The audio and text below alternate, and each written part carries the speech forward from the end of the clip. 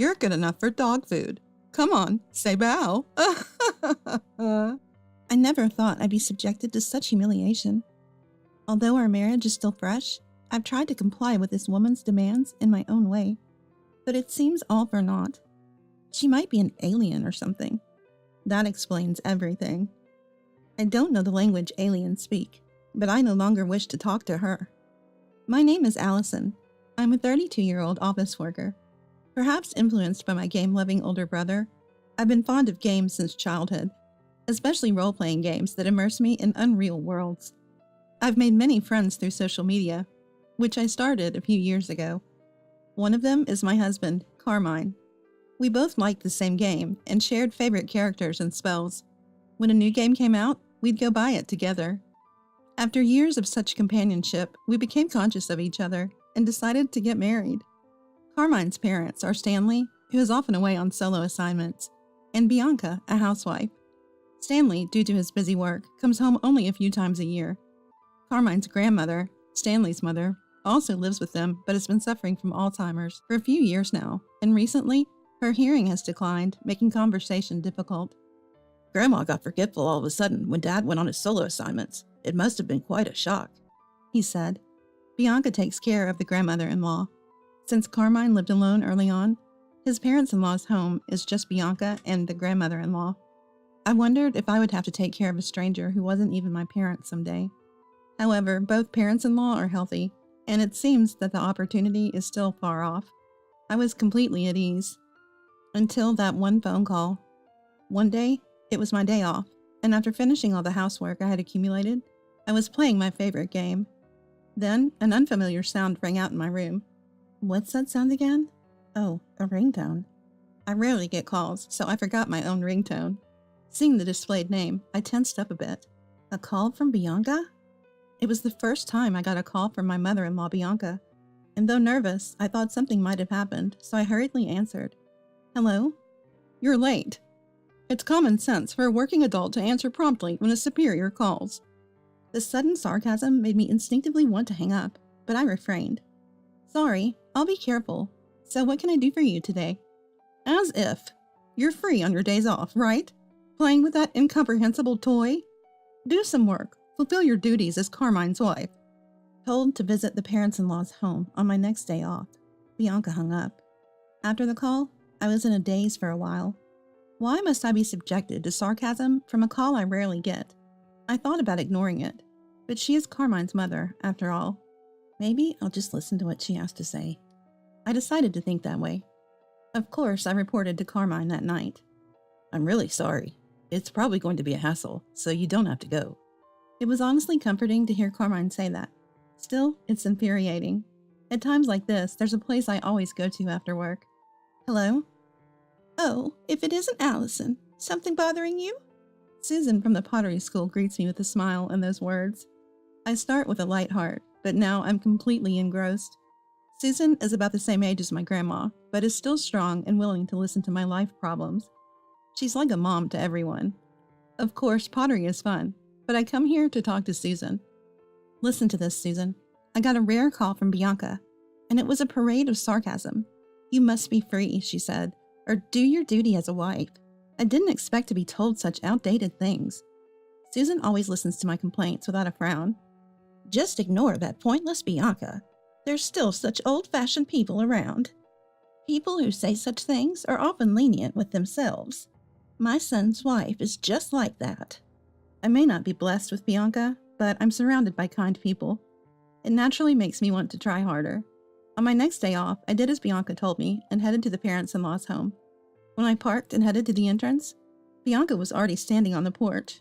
Oh, scary. I struggled to stay calm and greeted her. Good morning. The norm is to act 30 minutes earlier. Don't keep your superiors waiting. She said that, and though I had just arrived, I already wanted to leave. I can understand this for work, but why must I be scolded for her inexplicable convenience? And a 30-minute early visit can be inconvenient for the other party, which I don't want to do. No, but it's still 10 minutes early. As I tried to answer, I was shouted at. Don't talk back. Am I in the military or something? I looked up, resigned. I will never open my heart to this person again, no matter what happens. And I will never take care of her in her old age. Even if offered a large sum of money, I refuse. Really, you're late for the appointment. Well, I'm off now. Bianca said this and was about to leave, so I stopped her. Wait a minute, you call me here without explanation, and I don't understand. Well, I'm going out until tonight, so you will have to come here on your days off from now on and do the housework. And take care of the person holed up in the back room, too. After saying this, Bianca left in her car. I've never met someone so hard to communicate with. She seemed kind when I met her with Stanley and Carmine, but that wasn't the case at all. I thought about going back without doing anything to avoid being scolded again. But more than that, I hadn't met my grandmother-in-law yet. Bianca had told grandmother-in-law, but since she didn't understand, she decided on her own that I didn't need to attend the family wedding. By the way, we only had a simple meal and didn't have a wedding ceremony. Later, Carmine and I were supposed to greet her together, but our days off didn't match, and embarrassingly, we never made it. Excuse me. As I opened the entrance door, a shocking scene unfolded. Too dirty. It wasn't quite a garbage house, but it seemed to be a matter of time before it became one. The room was overflowing with things, and a mountain of laundry, washed or not, spread across the floor, and the kitchen sink was full of dishes. Dust had accumulated in the corners of the room, and it was visibly appalling. The last time I came, the room was clean and tidy. What on earth happened? This is too terrible. As I was thinking this, I heard noises from the back room. Ah, grandmother-in-law. Thinking I should greet grandmother-in-law, I went to the room. Excuse me. Oh, since the day Bianca called me, I've been going to the parents-in-law's home as told. I've come to understand that Bianca probably spends every day out and returns home late at night. She doesn't seem to take care of the house or grandmother-in-law at all, and while she arrogantly tells me to do my wife's duties, it's clear that Bianca isn't fulfilling any herself. Maybe she got carried away because I obediently listened. I'm relieved that Carmine, who always plays with toys, finally brought home a wife, but after all, a wife is a stranger. I guess you're a free housekeeper. I was loudly told that once. In this day and age, harassing a son's wife is just unacceptable.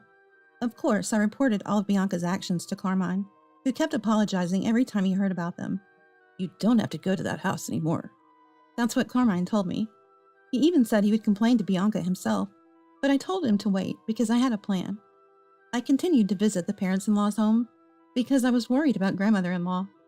When Carmine saw that grandmother-in-law and I got along well, he was very pleased. After a few months of those days, while I was cleaning the parents-in-law's home as usual, Bianca said, "There's a memorial service at the end of this month, and people will gather, but make sure you don't say anything unnecessary, okay?" I smiled and replied, "Of course, Bianca." Bianca seemed not to be completely satisfied with my obedient self. The memorial service was for Carmine's grandfather, the grandfather-in-law's death anniversary. He had already passed away by the time I married Carmine, but he was said to be a gentle and kind person. He got along very well with grandmother-in-law, and they used to travel together. Carmine told me they always held hands when they were out. Grandfather-in-law died of cancer, and grandmother-in-law took devoted care of him. But the parents-in-law did not help at all. It's just unbelievable. There's a lot of preparation to do, so make sure you come early, okay? And I think you know what I mean. Bianca said that, and I cheerfully responded, "Yes, I'll act 30 minutes early." Yet she scolded me. "Your voice is too loud, be quiet." I thought about throwing the TV remote at her, but managed to hold back. "You can talk like that now, but just wait, get ready." I looked forward to the day of the memorial service. The long-awaited day of the memorial service. I was told to come 30 minutes early, but I went an hour early. Sure enough, it seemed to be an inconvenience, and Bianca, showing her true colors, came out of the entrance angry, saying, "You're too early. There's such a thing as too much." Honestly, when I saw her face, I thought she was a monster. I quickly cleaned the room and prepared the tables when I heard a cheerful male voice say, "Good morning." Heading to the entrance, I saw the staff from a famous local steakhouse standing there. I had been there once with Carmine, and the meat was tender and quite delicious. However, it's not kind to the wallet, so it's not a place I can often go to. As if saying I was fine, Bianca pushed me aside and began talking to the handsome staff in a slightly high voice. "Good morning. Nice weather today, isn't it? Ooh-foo-foo." I saw someone say ooh-foo-foo for the first time and went back to preparing. "Hey, hurry up and carry the food that arrived early," I heard Bianca's annoying voice. While thinking, yes, yes, I headed to the kitchen. There I noticed something. Huh. Bianca, there's 1 meal short. Is this a mistake? Shall I call? When I said that, Bianca, with a mean smile, said this. It's not a mistake. I never prepared a portion for you. I was stunned, never expecting to be treated like this. After all, today people are gathering, and you, my son's wife, won't have time to eat. How shameless. Feeling like I had been called a greedy person, I finally felt indignant. Maybe because I didn't talk back, she felt good and said, a housekeeper like you is good enough for dog food. Come on, say bow. Then she put the dog food left over from the dog they used to have in the parents-in-law's home in front of me. At that humiliating act, I couldn't help but laugh. I would never understand this woman, not in a lifetime, because she must be an alien or something. I have no intention of talking to someone with whom I can't communicate. Thinking that, I shouted at Bianca in a language I didn't know, pretending to speak alien. And for a moment, Bianca's face showed a hint of fear at my sudden behavior. What? Are you out of your mind? Are you mocking me? Yes, I guess so. I've been putting up with it for quite some time now. I don't like living in a house with someone as nasty as you. I don't know what you're upset about, but will you be satisfied if we get a divorce? Huh? I won't allow a divorce. Then I'd have to hire another housekeeper. That would be a waste of money. With that, Bianca came at me, trying to grab me. Stop it. How disgraceful.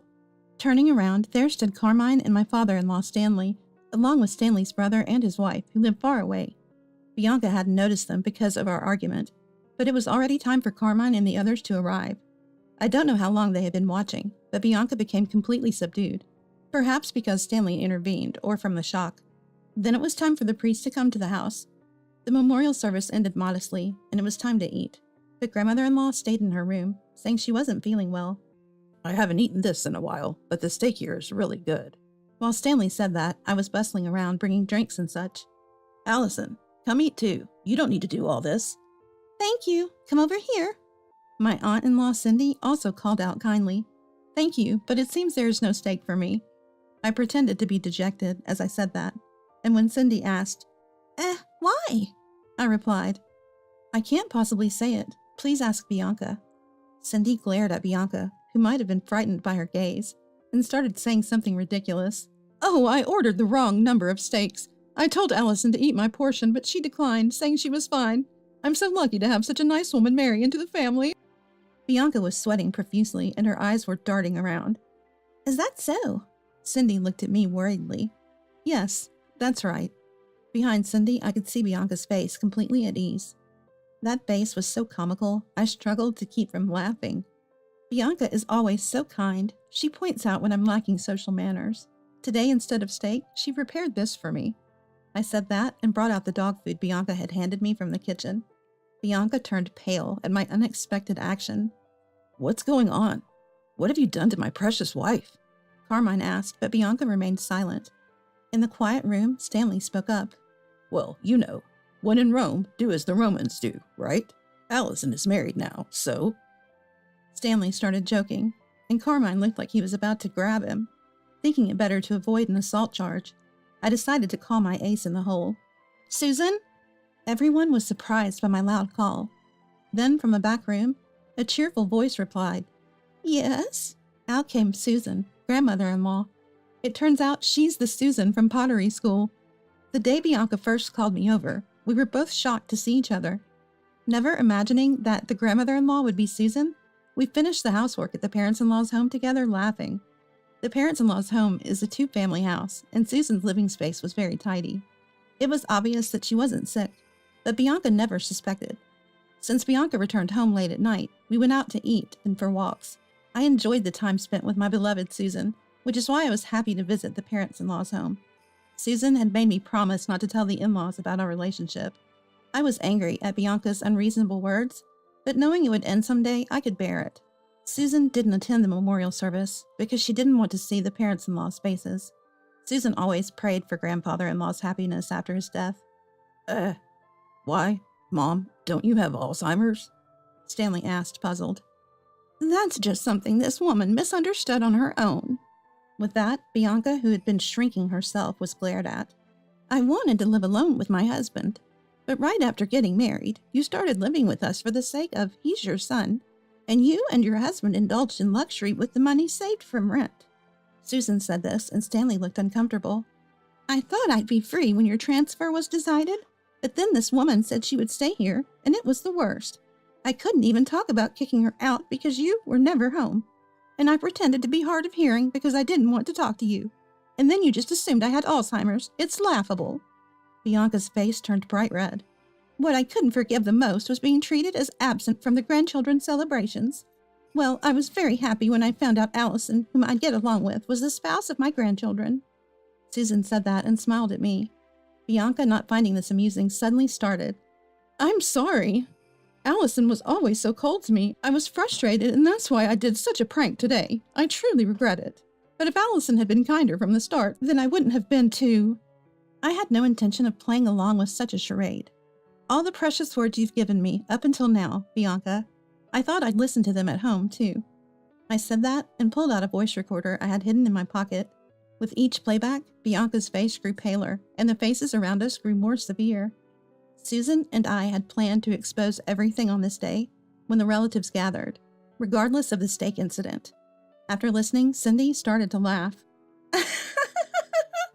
You talk about social common sense, but you've never worked a day in your life. Apparently, Bianca had never worked and had lived a life of leisure. After the children grew up, Bianca began to go out more, causing constant arguments with Stanley. Stanley himself was apparently a habitual adulterer who returned home late every night, participating in school events for the sake of public image, but otherwise maintaining a fake relationship, as I had heard from Carmine. Carmine also hated it and left home as soon as he graduated from high school. That's why, pack your bags and leave right now. This is the precious home of my deceased husband and me.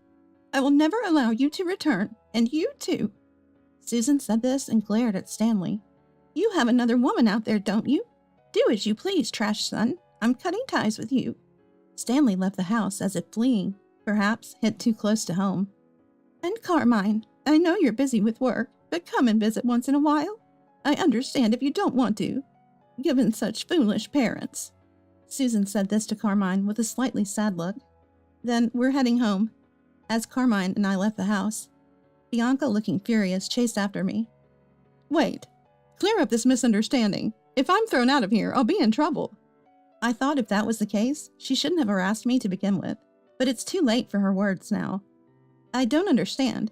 Why don't you work? You seem to have a great understanding of how to be a respectful member of society, I said sarcastically and got into the car. She was shouting something outside, but I didn't care. She might as well regret the life she's led as she pleases. As for the former parents-in-law, after being kicked out of the parents-in-law's home, Bianca showed up at Stanley's place where he was working alone. But as Susan predicted, Stanley was already living with his mistress, and Bianca was quickly discarded. Furthermore, it turned out that Bianca had also been having an affair, and even worse, with a married man, and she was sued for damages by his wife. Since both our former parents-in-law had been unfaithful, the damages were sort of offset, but Bianca would likely continue to pay the mistress's husband. Stanley might lessen his burden if he sought damages from his mistress, but to me, they are strangers, and it doesn't matter anymore. They were a match in a way, despite the fake relationship I had heard about. Carmine has no lingering feelings for his former parents and intends never to see them again. I feel the same. As for us, we've decided to live in the parents-in-law's home where Susan lives. The house, once full of unpleasant memories, was transformed as we disposed of all the furniture Bianca had collected, and made significant changes to the interior, making it feel like a completely different home. Susan is surprisingly energetic for her age, but I'm more than willing to take care of her if she ever needs it. Furthermore, next year our family will be growing. I'm looking forward to living a happy life with my beloved family from now on.